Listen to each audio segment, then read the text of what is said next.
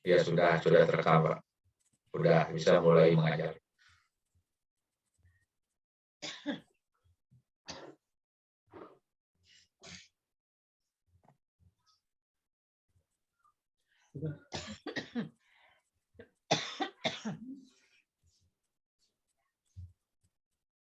Ya, selamat pagi, Om Swastiastu anak-anak.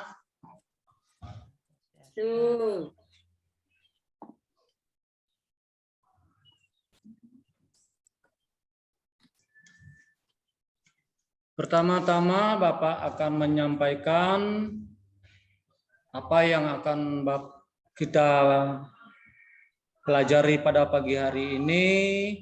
Semoga Ide Sang Hyang Widiwasa dumugi memulihang rahayu rahajang.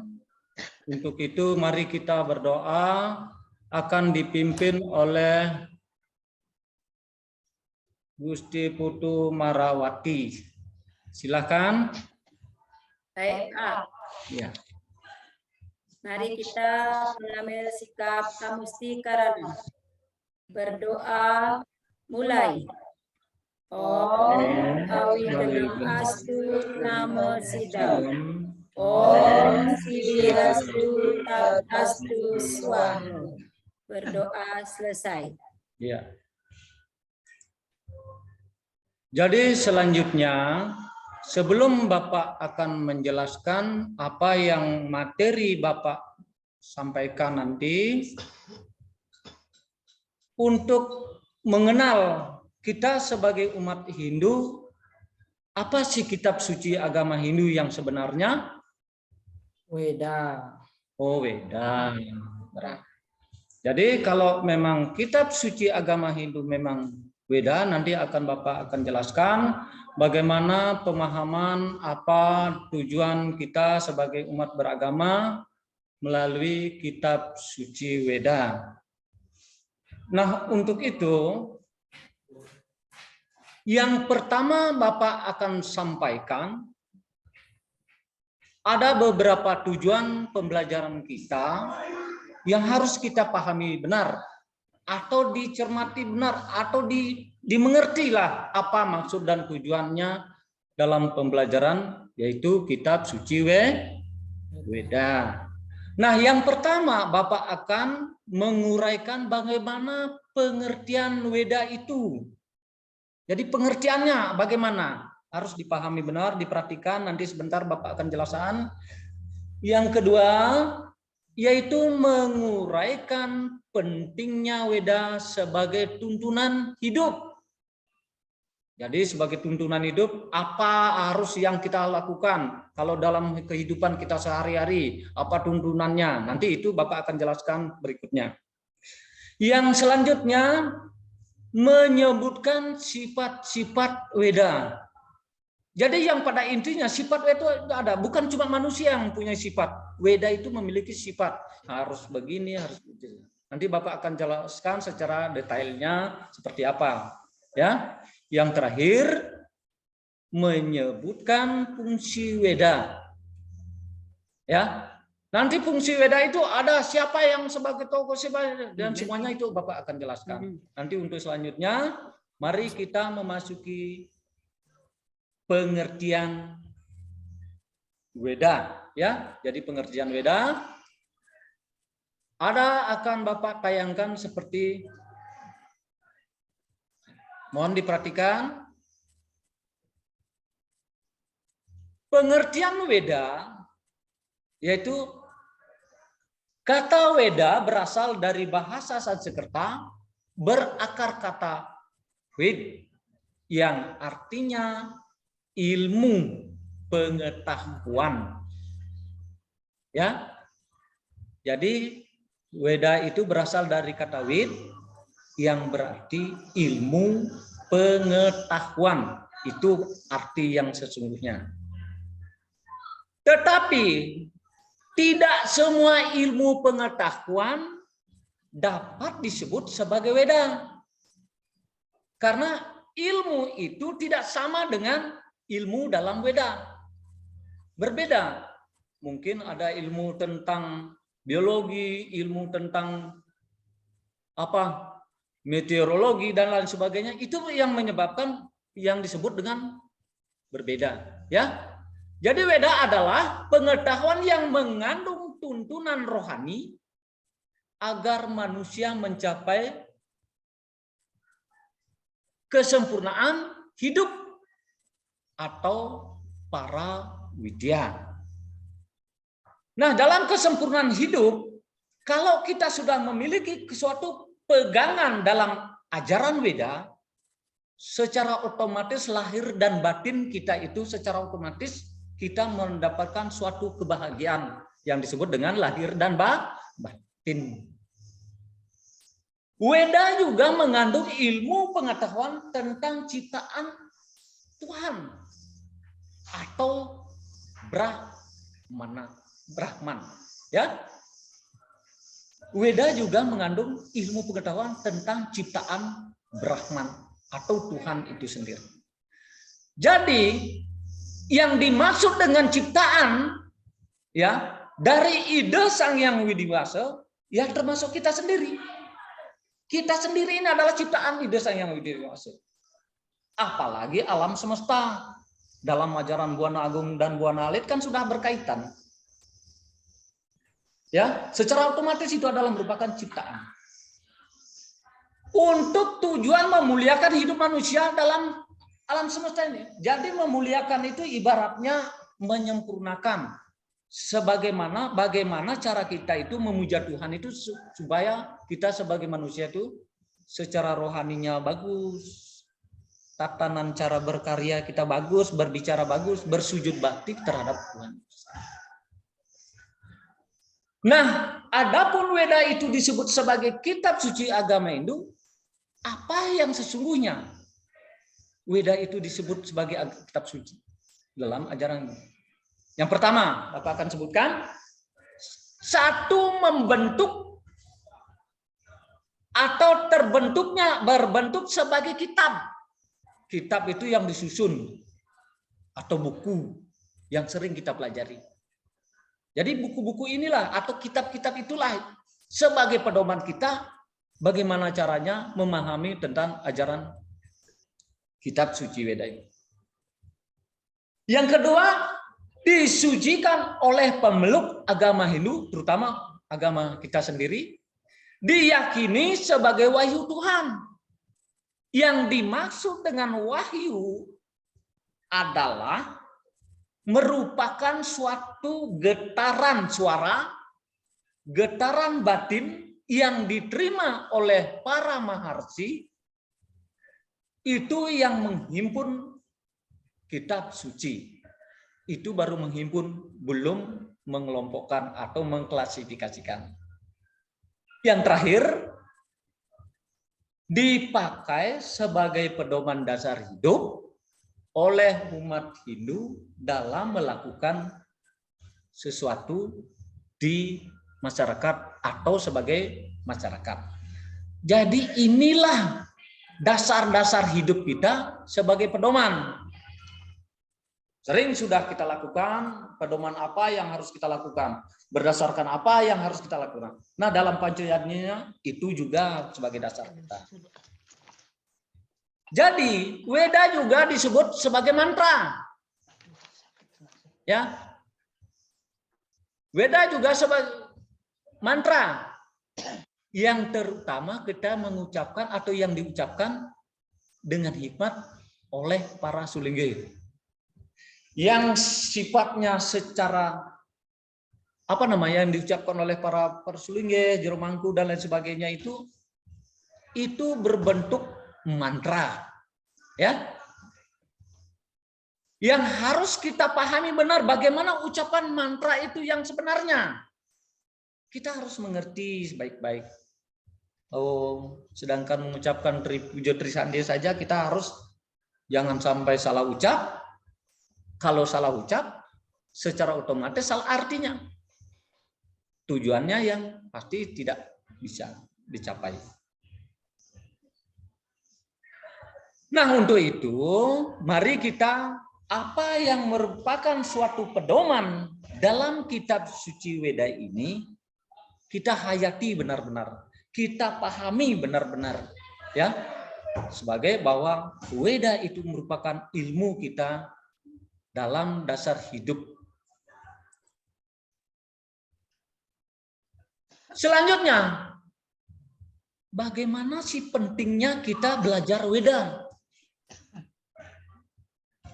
Apabila kita kaji secara lebih mendalam, yang sesungguhnya ajaran suci Weda bersumber dari wahyu Tuhan. Yang pokoknya ada dua, yaitu sebagai tuntunan hidup manusia. Ajaran suci Weda yang berisi tentang aturan tingkah laku manusia berupa anjuran yang baik, larangan untuk melakukan kejahatan. Nah, kalau tuntunan ini, apalagi kita harus berbuat baik. Ada tuntunannya, apalagi dilarang. Ada tuntunannya. Contoh misalnya, kalau kita melakukan yang sesuatu dengan tuntunan kita berdasarkan kitab suci yang baik, kita harus rajin sembahyang. Itu pertama. Kita harus hormat terhadap guru. Ya. Guru ini kan ada 4. Jadi kesemuanya itu harus kita taati. Larangan guru, wajib kita bersujud kepada ide sang yang utamanya, seperti itu. Nah, kalau larangan-larangan ini banyak sekali larangannya. Oleh karena itu, secara otomatis sebagai contoh yang saya sampaikan, larangan itu yang paling utama itu adalah dilarang mencuri. Ya? Apalagi mencuri hati orang. Ya. Perhatian kita harus seperti itu.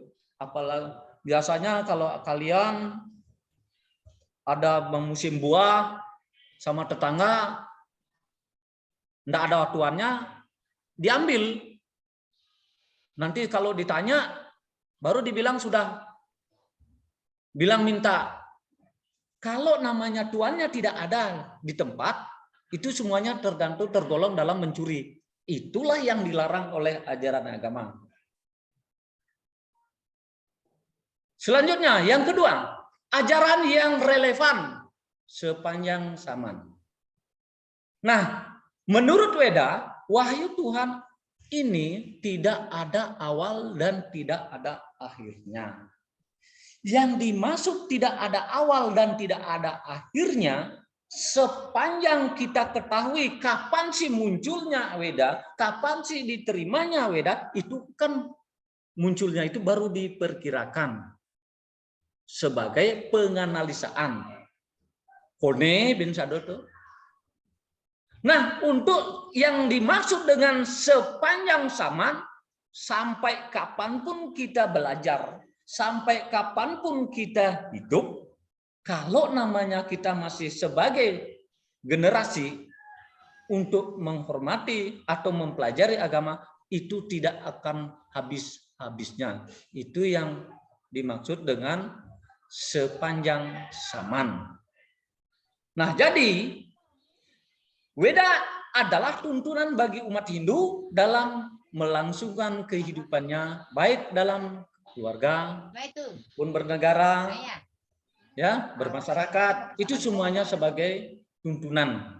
Nah, jadi semuanya boleh juga dikata apa namanya, awig-awig. Kalau di dalam desa kita itu awig-awig juga sebagai tuntunan. Tidak terlepas dari kitab suci Weda itu. Ya, next, lanjut. Yang berikutnya kita akan mempelajari sifat-sifat dan fungsi Weda. Yang pertama, sifat Weda. Weda adalah anadi dan ananta. Karena Weda merupakan wahyu Tuhan melalui para mereka. Di materi bagian penjelasan tadi Bapak sudah sampaikan bahwa Weda itu tidak berawal dan tidak berakhir. Semuanya itu berjalan. Semuanya itu menjadi sebagai tuntunan. Nah, makanya apapun yang kita lakukan itu merupakan ada dasar hukumnya sebagai dasar hidup. Terus yang menyangkut tentang sifat weda dapat dikategorikan sebagai berikut. Yang pertama, sifat weda tidak berawal karena weda merupakan sabda Tuhan yang telah ada sebelum alam diciptakan. Nah, sedangkan kalau alam sebelum diciptakan, berarti weda itu belum ada juga. Karena apa? Ibaratnya Iragoto belum ada penghuni ya. Jadi Tuhan itu belum menciptakan ibaratnya siapa yang mau diberikan kitab suci. Kan belum ada penghuninya. Jadi setelah alam semesta diciptakan, barulah muncul daripada makhluk yang disebut dengan makhluk hidup. Nah, di situ dah perkembangan zaman sesuai dengan apa Masehinya, itu semuanya diciptakan. Yang selanjutnya, yang nomor 2, sifat weda tidak berakhir karena weda berlaku sepanjang zaman. Kembali Bapak sampaikan, weda itu tidak akan pernah habis kita pelajari. Contoh misalnya, satu kitab suci weda dapat dikelompokkan menjadi 2. Nah, weda sudah dapat dikelompokkan menjadi 2. Sruti dan Semer. Ini baru 2. Setelah kita pelajari antara Sruti dan Semerti, ada pembagiannya lagi. Nambah lagi. Nah, makanya sepanjang kita belajar, sekapanpun kita belajar, semakin lama semakin banyak. Konden bin Kalpa sutranya, konden bin masalah etika beriatnya, itu semuanya tergolong dalam kitab suci weda. Jadi kalian harus pahami benar bahwa yang bagaimana yang dimaksud dengan berlangsungnya sepanjang zaman harus itu dipahami benar. Yang berikut, sifat weda berlaku sepanjang zaman dari zaman manusia prasejarah sampai zaman modern. Nah, ini kalau zaman sepanjang zaman dari zaman manusia lahirnya sampai zamannya modern, enggak tahu bagaimana kaitannya antara kitab suci weda dengan zaman modern. Kalau yang intinya yang Bapak ketahui dari zaman manusia, ya, Bapak akan tidak terlalu jauh menyampaikan bahwa sepanjang zaman itu enggak tahu seperti apa terjadinya. Nah, dari zaman manusia prasejarah sampai zaman modern, logika saja kita berpikir, kadang-kadang ngabe aturan muadah plastik atau minuman kaleng yang disempatkan, itu kan zaman modern. Yang larang sih siapa? Nggak ada yang berani larang. Itu ikhlas kan? Kita ikhlas. Walaupun itu terbungkus dengan sebuah aluminium, contoh misalnya seperti Sprite. Kan saya nggak tahu Sprite itu mau ada plastik. Ya kan? Jadi semua aturan tuntunan hidup kita untuk beriatnya tidak ada batasnya. Sepanjang keikhlasan kita ada. Itu di zaman modern. Kalau dulu sih nggak bisa. Negain galang kan sih tadi. Gitu kan? Katanya busul gitu. Tapi pernah saya duduk gitu, busul, ingin mencoba. Benar nggak kalau saya busul? Tapi itu merupakan zaman dari zaman istilahnya zaman manusia prasejarah berkaitan sekali dengan zaman yang sudah ada kembali ke zaman modern. Nah, jadi penjelasan yang saya sampaikan tadi sudah di negara enggalan tidak boleh duduk di atas bantal. secara otomatis kalau kita simak pengertiannya itu, masa sih bantal guling yang kita tempati tidur harus duduki dengan pantatmu sendiri, itu pengertiannya. Jadi larangan itu secara otomatis gugon tuon meranak bulok itu. Jadi Anda harus pahami sebenarnya. Nah, selanjutnya sifat weda berlaku sepanjang sudah. Sifat weda mempunyai keluasan dan tidak kaku, namun tidak memiliki inti yang pada hakikatnya weda bersifat fleksibel. Yang berkaitan dengan tadi Bapak sampaikan keluasannya. Nah, kalau misalnya kita maturan seperti ini, kita tidak mau kemampuan kita seperti ini, ya sesuai dengan ikhlasnya kita. Apa yang ada, yang kita mampu, yang kita sajikan, yang kita persembahkan terhadap ide sang yang sebagai contohnya seperti itu. Itu keluasan. Ya. Yang terakhir, sifat weda disebut aparausiam, maksudnya weda tidak disusun oleh manusia, melainkan diterima oleh para maharsi. Ya. Jadi itu.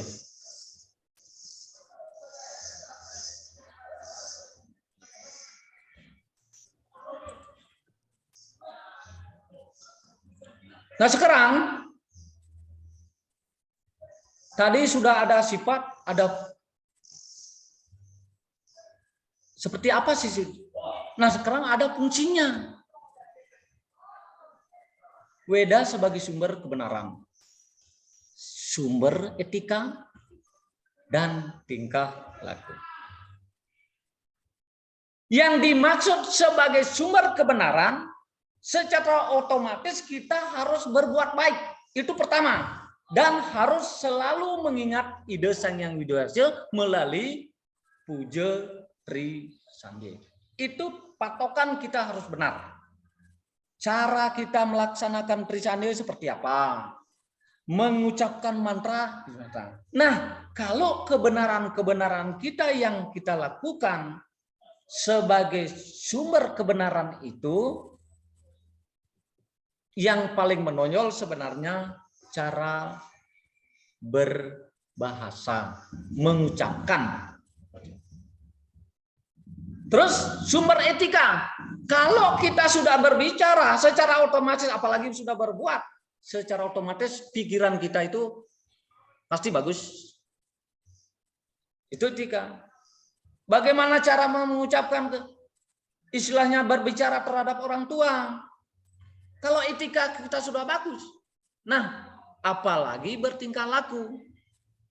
Semuanya ini bersumber yang paling utama itu adalah sumber kebenaran itu sendiri. Kalau sudah bertingkah, pasti ada etikanya bagus. Kalau sudah taat dengan aturan, kebenaran itu pasti tercapai. Yang kedua, Weda sebagai kitab suci agama Hindu dipergunakan untuk menuntun umat manusia dalam usaha mencapai kesucian. Ya. Jadi yang dimaksud dengan untuk mencapai usaha kesucian itu, yang paling terpenting di sana kalau Bapak lihat, biasanya yang paling menonjol itu adalah para sulinggih. Ya. Para sulinggih itu secara otomatis dia harus menyucikan dirinya.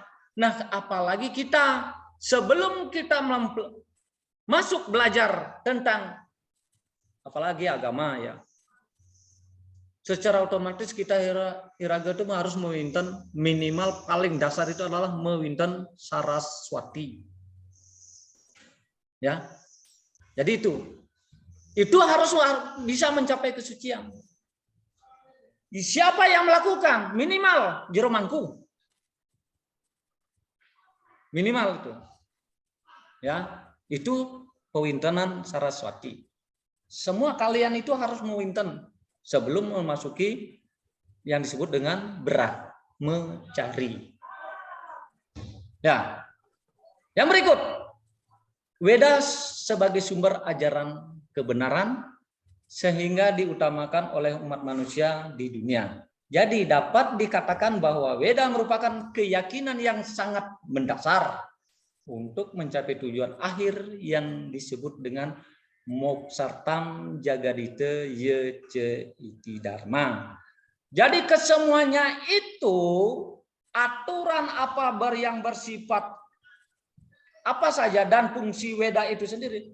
Ujung-ujungnya tujuan kita sebagai umat beragama harus mencapai Moksartam Jagadite Yece Iti Dharma. Itu pun sesuai dengan hukum karma. Ya.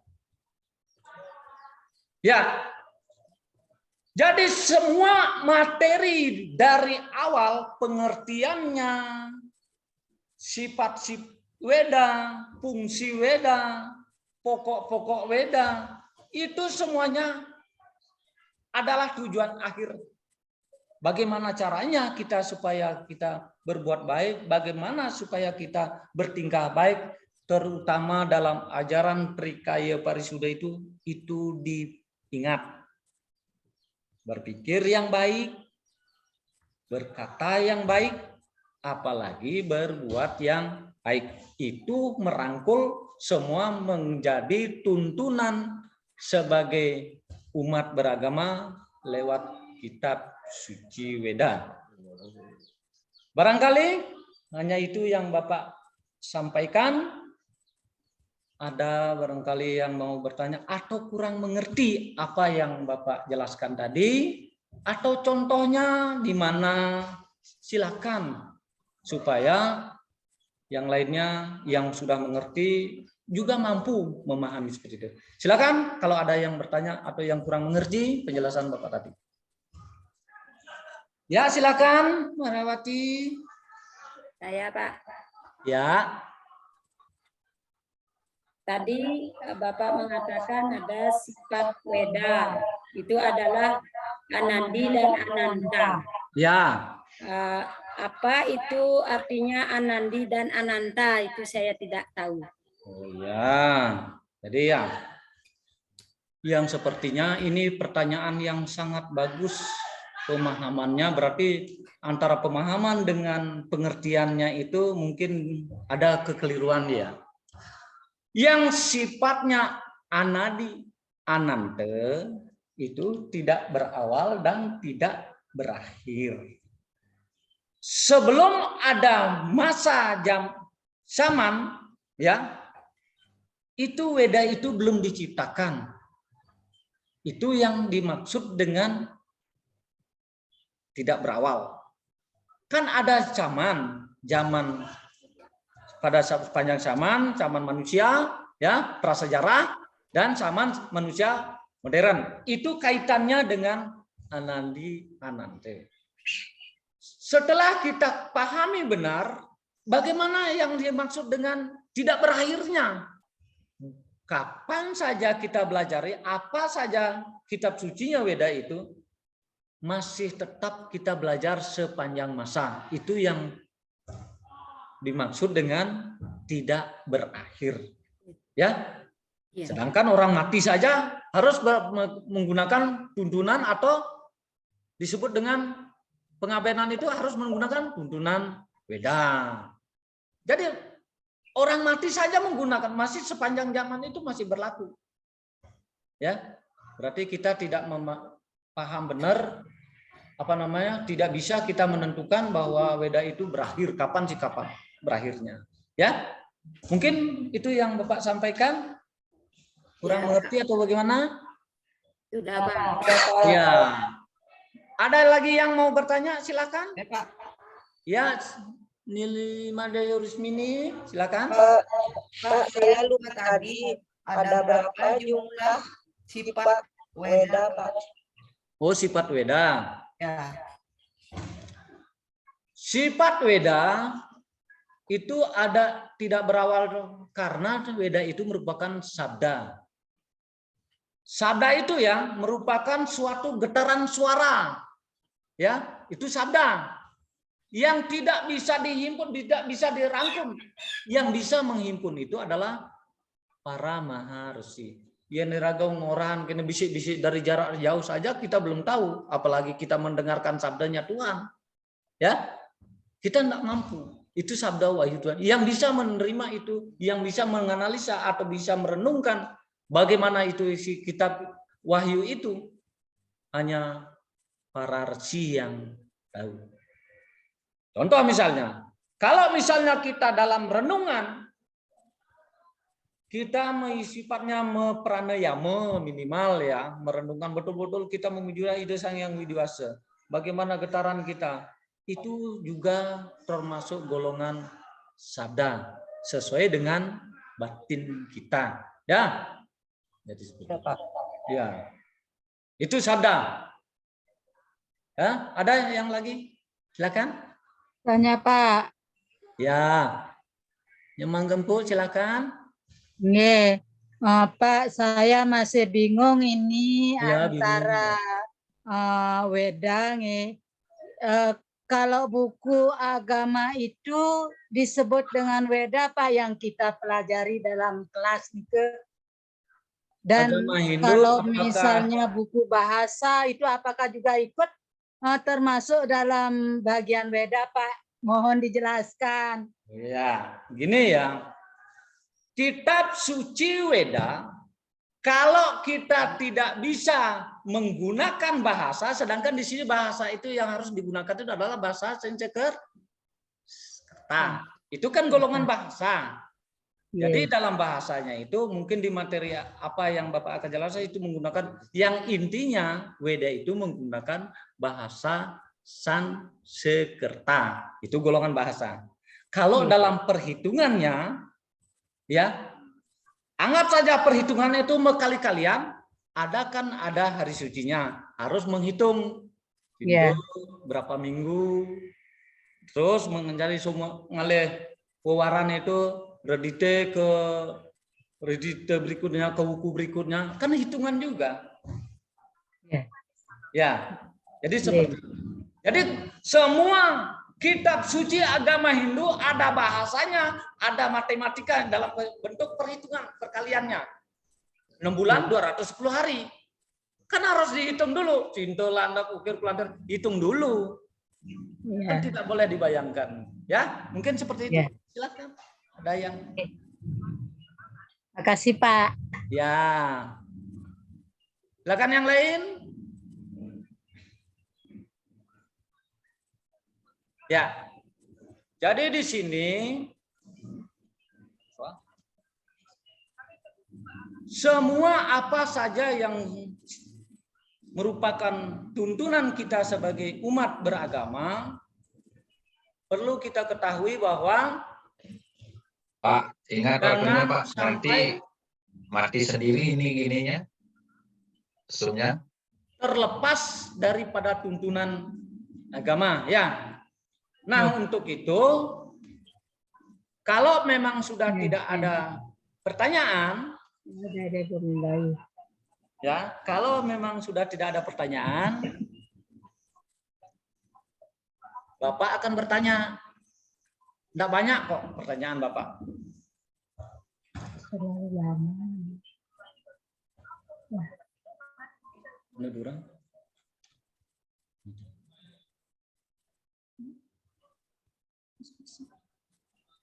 Ya, tidak banyak.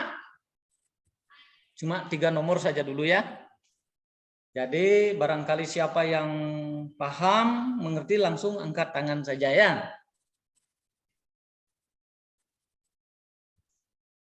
Bagaimana Weda dikatakan sebagai ilmu pengetahuan suci?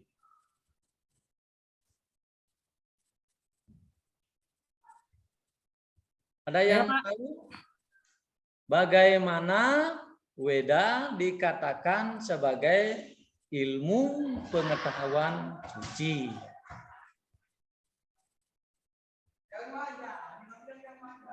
Siapa? Ada yang tahu?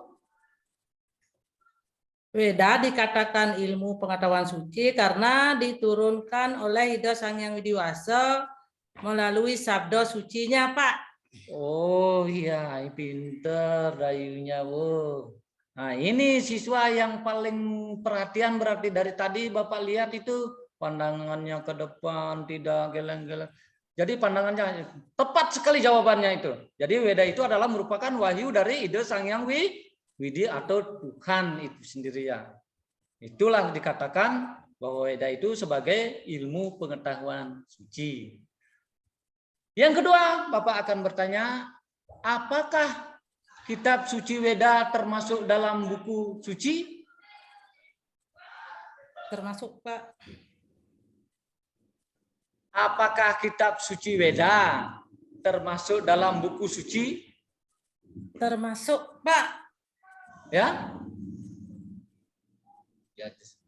Ya, silakan siapa? Siapa angkat tangan silakan? Ya, termasuk. Ya, Bang Gembok silakan.